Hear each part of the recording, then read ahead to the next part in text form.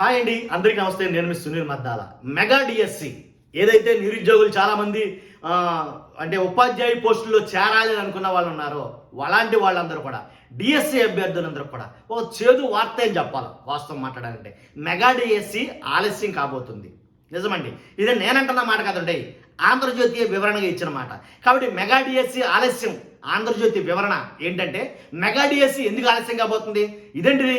ముఖ్యమంత్రి గారు ఎన్నికల ముందు ఇచ్చిన మేనిఫెస్టోలో భాగంగా ప్రప్రదంగా ఏంటి ఆయన మొట్టమొదటి సంతకం పెట్టిన హామీ కానీ ఫైల్ కానీ ఏదైనా ఉందంటే కనుక ఈ మెగా డిఎస్సి మీదే. ఏదైతే మెగా డిఎస్సి అని వైఎస్ఆర్సీపీ వాళ్ళు దగా డిఎస్సి చేశారో దాన్ని మేము అలా చెయ్యం, మెగా డిఎస్సిగా మేము పరిగణిస్తాం. కాబట్టి మెగా డిఎస్సిలో ఏదైతే వాళ్ళు 6,000 అన్నారో దాన్ని మేము డబల్ చేసి మ్యాక్సిమం 15,000 16,000 చిల్లర పోస్టులు మేము ఇవ్వబోతున్నాం అనేది కనుక చంద్రబాబు నాయుడు గారు ఎన్నికల్లో హామీ ఇచ్చారు. అంతేవిధంగా పరిపాలన ఏర్పాటు కాగానే అంటే కూటమి ప్రభుత్వం ఏర్పడగానే ముఖ్యమంత్రిగా తొలి సంతకం మెగా డిఎస్సి మీదే చేశారు ఆయన. అలాంటి మెగా డిఎస్సిని ఎందుకు దఫదఫాలుగా వాయిదా పడుతుంది అనే మాట చాలా మందికి కంటగింపుగా అనిపిస్తుంది వాస్తవంగా అయితే కనుక. ఎందుకంటే నిరుద్యోగులు ఆశలు దారి మీద పెట్టుకుని చాలా మంది ఉన్నారు. కాబట్టి డిఎస్సి వస్తాదేమో, ఖచ్చితంగా మేము ఉపాధ్యాయులు అవుతాం అనే ఆశ పెట్టుకున్న వాళ్ళు చాలా మంది ఉన్నారు. దీనికోసం డిఎస్సి కోసం కొన్ని లక్షల మంది అయితే కానీ వెయిట్ చేస్తున్నారు. మరి వాళ్ళందరూ ఈ డిఎస్సి కోసం వెయిట్ చేస్తున్న వాళ్ళందరూ కూడా ఎందుకని ఇప్పుడు మళ్ళీ ఆలస్యం అనే మాట వాళ్ళు ఎలా వినాల్సి వస్తుంది అంటారో ఒక మాట చెప్తాను మీకు నేను. ఎందుకంటే ఎందుకు అసలు డిఎస్సి ఆలస్యం అవుతుంది అని అంటే కనుక ఎస్సీ వర్గీకరణ, ఏదైతే ఎస్సీ వర్గీకరణ ఉందో ఇప్పుడు దానికి డిఎస్సికి ముడిపడింది. ఎస్సీ వర్గీకరణ ఏదైతే మెగా డిఎస్సి నోటిఫికేషన్ జారీకి మరికొంత సమయం పట్టే అవకాశం ఉందని ఎందుకన్నానంటే కనుక ఈ ఎస్సీ వర్గీకరణ కోసమే. ఈ నెల 6 నోటిఫికేషన్ విడుదల కావాలి. వాస్తవంగా అయితే కనుక విడుదల కాల.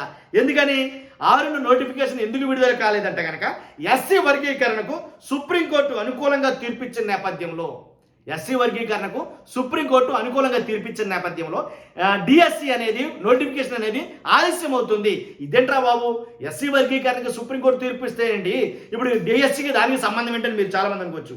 డిఎస్సి నుంచే దాన్ని అమలు చేయాలి. ఏదైతే ఎస్సీ వర్గీకరణ అనేది దానికి మనం కట్టుబడి ఉన్నామని చెప్తున్నామో మాటలు కాకుండా చేతల పూర్వకంగా చూస్తే ఖచ్చితంగా మనం దాన్ని డిఎస్సి నుంచి అమలుపరచాలి అనేది చాలా మంది విజ్ఞప్తి చేశారు. ఆ విజ్ఞప్తుల మేరకు మనం కూడా దానికి కట్టుబడి ఉన్నాం అనేది కనుక ఈ కూటమి ప్రభుత్వం చెప్పిన మాట. అందువల్ల నోటిఫికేషన్ వాయిదా పడింది. కాబట్టి ఎస్సీ వర్గీకరణ అవుతుంది అంటారు. అసలు ఇప్పుడు ఎస్సీ వర్గీకరణ డిఎస్సి నోటిఫికేషన్కి లింక్ పెడితే అసలు ఎస్సీ వర్గీకరణ జరుగుతుందా అంటే అదే అసలు అది దాన్ని చేయటం అనేది అంత ఈజీ ప్రాసెస్ కాదు కదా. ఎలా వర్గీకరణ చేస్తారు? దానికి అన్ని కొన్ని పారామీటర్స్ ఉన్నాయి కదా, మరి అవన్నీ చేయాలంటే లేట్ అవుతుంది కదా. కాబట్టి ఎస్సీ వర్గీకరణ కోసం అని చెప్పేసి ఏకసభ్య కమిషన్ అని ఒక కమిషన్ నియమించింది ప్రభుత్వం. కాబట్టి ఏకసభ్య కమిషన్ చెప్పింది ఏంటంటే రెండు నెలల్లో దాన్ని మీరు క్లియర్ చేసేయాలి. ఎస్సీ వర్గీకరణకు కావాల్సిన నియమ నిబంధనలన్నీ కూడా మీరు ఫుల్ ఫ్లెడ్జ్గా చేసి ఒక నివేదికను తయారు చేసి దాన్ని కంప్లీట్ చేయాలి అని ప్రభుత్వం ఆదేశించింది. ఎస్సీ వర్గీకరణ అనేది ఒక 2 నెలల్లో జరగడానికి అసంభవం అని నేనంట. మీరు నోట్ చేసుకోవచ్చు. మనం ఏదైనా కానీ కొద్ది గొప్ప విజ్ఞత లేకుండా మాత్రం మాట్లాడడం. 2 నెలలు అయితే కనుక ఎస్సీ వర్గీకరణ అనేది జరగదు. దాంట్లో ఎలాంటి డౌట్ లేదు. నా అభిప్రాయం ఇది. కాబట్టి ఎస్సీ వర్గీకరణ 2 నెలల్లో జరగకపోతే కనుక మరి దాంతో ముడిపడి ఉన్న డిఎస్సి నోటిఫికేషన్ ఎప్పుడు పడతాయి అని అంటే కనుక నేను చెప్తున్న అదే మాట, ఆంధ్రజ్యోతి వివరణ కూడా అదే మాట. ఏంటది? కనీసం 4 నెలలన్నా పట్టొచ్చు, లేదా 6 నెలలు పట్టొచ్చు. ఇది ఎస్సీ వర్గీకరణ కంప్లీట్ అవడానికి. సో నోటిఫికేషన్ కూడా అంతే సమయం పట్టొచ్చు. క్లియర్ కట్గా అర్థమైంది కదా మీకు. కాబట్టి 2 నెలల్లో నివేదిక ఇవ్వాలని ఆదేశించినా అది జరగని పని. ఏకసభ్య కమిషన్కి 2 నెలల్లో ఇచ్చేయాలని ఆదేశాలు ఇచ్చారు, కానీ అది జరగని పని. ఎందుకంటే 1 2 కాదు, కొన్ని 100 పారామీటర్స్ చూసుకుని ఎస్సీ వర్గీకరణ అనేది చేయాలి. కొంతమంది ఒప్పుకుంటారు, కొంతమంది ఒప్పుకోరు. తర్వాత ఇంకో మాట ఏం చెప్తారంటే ఏదైతే డిఎస్సి ఇప్పటిదాకా ఆలస్యం చేయడానికి కారణం ఏంటంటే కోర్టుల్లో ఎలాంటి న్యాయపరమైన చిక్కులు పడకుండా మళ్ళా వివాదాలకు తావు లేకుండా ఫుల్ ఫ్లెడ్జ్గా అమలుపరచాలనే ఉద్దేశంతో లేట్ అయ్యింది అని ఇంకో మాట మనకు తీసుకొస్తున్నారు. కాబట్టి మరి ముఖ్యంగా ఎస్సీ వర్గీకరణ దాంట్లో.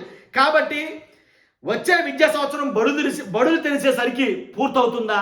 ప్రభుత్వ నాయకులు ఏం చెప్పారు పెద్దలు అంటే ముఖ్యమంత్రి గారు కావచ్చు, ఉప ముఖ్యమంత్రి గారు కావచ్చు, ఏం చెప్పారంటే ఏదైతే మరలా వచ్చే విద్యా సంవత్సరం ఉందో మరలా స్కూళ్ళు బడులు తెలిసేసరికి కొత్తగా అపాయింట్ అయినటువంటి ఉపాధ్యాయులు ఖచ్చితంగా అటెండ్ అయ్యేటట్టు ఇది చెయ్యాలి మెగా డిఎస్సి అని అన్నారు. అసలు అవుతుంది ఇది? ఎప్పుడు నోటిఫికేషన్ ఇస్తారో, ఎప్పుడు ఎస్సీ వర్గీకరణ పూర్తవుతుంది? కాబట్టి మరలా స్కూల్ తెచ్చేసరికి ఎలా కంప్లీట్ అవుతుంది? ఈ ప్రాసెస్ జరిగేదేనా? అని అంటే కనుక మళ్ళీ ఇక్కడ చాలా అనుమానాలు, చాలా రకరకాలైన డౌట్లు వస్తూ ఉంటాయి. నాకే బోల్ డౌట్లు వచ్చినాయి. కాబట్టి ఎస్సీ వర్గీకరణకు పట్టే సమయం 4 నెలలు కానీ లేదా 6 నెలలు కానీ ఆంధ్రప్రదేశ్ వివరణ ఇచ్చినప్పటికీ నాది అదే అభిప్రాయం. అవసరమైతే ఎక్కువ అవుతుంది కానీ తక్కువ అవుతుంది. ఇది మాత్రం చెప్పగలను టంకాపదంగా.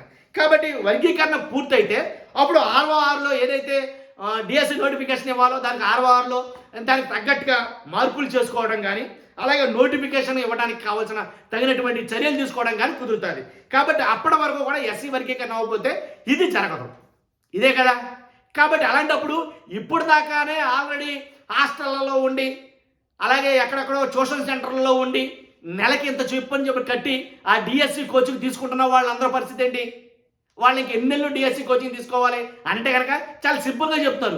అంటే చదువుకోవడానికి ఎక్కువ గ్యాప్ దొరికింది కదా అని చెప్పేసి ప్రభుత్వం చెప్తున్నప్పటికీ అది జరగని పని. ఎందుకంటే రకరకాలైన ప్రజలు ఉన్నారు దీంట్లో, నిరుద్యోగులు చాలా రకాలు ఉన్నారు.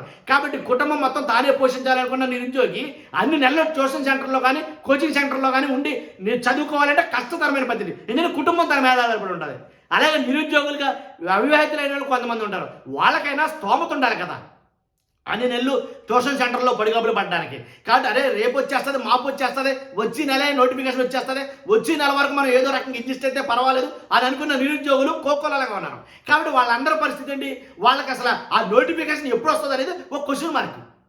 మరి ఆ క్వశ్చన్ మార్క్ తోటి ఎన్ని నెలలని వాళ్ళు ట్యూషన్ సెంటర్లో ఉంటారు, కోచింగ్ సెంటర్లో ఉంటారు, వేలకు వేలు డబ్బులు కట్టలేరు కదా. మరి అలాంటప్పుడు అలాగని బయటకు వచ్చేస్తారా? రాలేరు. కాబట్టి ఇలాగ కొన్ని సందిగ్ధ అవస్థలు అయితే కనుక డిఎస్సి నోటిఫికేషన్ ఉందన్నమాట వాస్తవమే, దాంట్లో ఎలాంటి డౌట్ లేదు. కాబట్టి ఏంట్రా అంటే న్యాయ వివాదాలు కానీ ఇలాంటివి తలెత్తకుండా ఫుల్ పేజ్ మేము తయారు చేస్తామని చెప్పినప్పటికీ ఒక పర్టికులర్ టైం అంటే ఏంటి మెన్షన్ చేయలేకపోవడం వల్ల చాలా మందికి లేనిపోయిన అనుమానాలు అయితే ఉన్నాయి. కాబట్టి మొదటి సంతకం పెట్టిన ఆ హామీ ఏదైతే ఉందో దాన్ని ఎంత త్వరగా పూర్తి చేస్తే నిరుద్యోగులందరూ కూడా అంతే హ్యాపీగా ఫీల్ అవుతారు.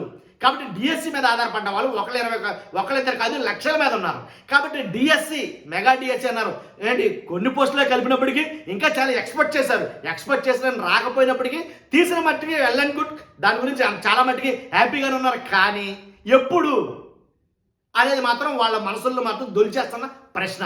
పైగా మీరేమో ఎస్సీ వర్గీకరణకనే డిఎస్సి నోటిఫికేషన్ ముడిపెట్టారే. అసలు ఎస్సీ వర్గీకరణ అంటేనే ఆది అంతం లేనటువంటి ప్రాసెస్ కింద కనబడుతుంది అది. కాబట్టి ఈ ఎస్సీ వర్గీకరణలో మరలా ఆల్రెడీ మాకు ఎస్సీ వర్గీకరణ ఇష్టం లేదని మరలా కొంతమంది కోర్టులకు వెళ్తున్నారు, కొంతమంది ధర్నాలు చేస్తున్నారు, కొంతమంది నిరసనలు తెలుపుతున్నారు, కొంతమంది వ్యతిరేకత వ్యక్తం చేస్తున్నారు. మరి అలాంటి ఎస్సీ వర్గీకరణకి దీనికి ముడిపెడితే అవే పనేనా? నాకే వచ్చిందా డౌట్, మీకు ఎవరికైనా వచ్చిందా? కాబట్టి నన్ను అడిగితే కనుక ఈసారికి తీసే నోటిఫికేషన్ని ఎస్సీ వర్గీకరణతో కంప్లీట్ చేసి ఫలమైతే కనుక దీన్ని క్యాలిక్యులేషన్ చేసుకుని చాలా త్వరితగతిన చేయాలి.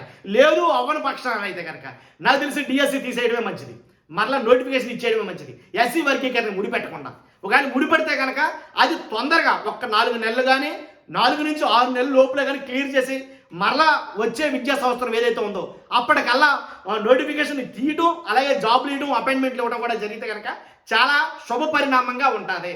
వచ్చే కొత్త సంవత్సరం ఏదైతే విద్యా సంవత్సరం ఉందో ఆ విద్యా సంవత్సరంలో నూతన ఉద్యోగులు ఉపాధ్యాయులు అయితే కనుక జాయిన్ అవ్వడానికి అవకాశం ఉంటుంది. లేదంటే కనుక వీళ్ళ బతుకులు ప్రశ్నార్థకంగానే చూపిస్తూ ఉంటాయి.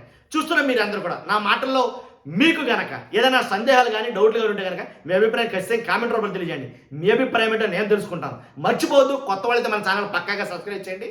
నాకు మోటివేషన్ ఉంటుంది, ఫస్ట్ లైక్ అయితే చేయండి. లైక్ చేశారా? Thank you.